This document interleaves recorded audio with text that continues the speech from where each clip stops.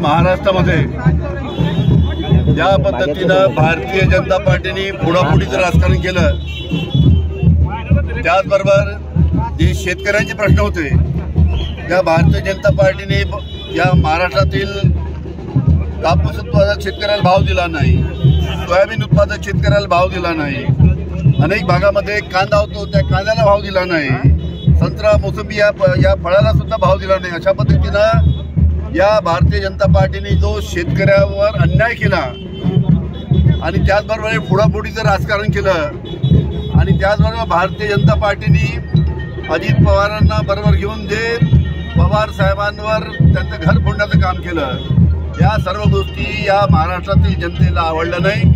त्याच्यामुळे महाराष्ट्रातील मोठ्या प्रमाणात महाविकास आघाडीचे जे उमेदवार आहे काँग्रेस, राष्ट्रवादी आणि शिवसेना या पक्षाच्या उमेदवाराला निवडून दिलेला आहे।